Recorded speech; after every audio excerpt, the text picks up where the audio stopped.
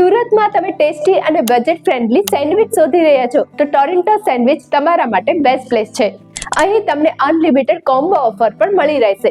Toronto sandwich special offer લઈને આવ્યા છે.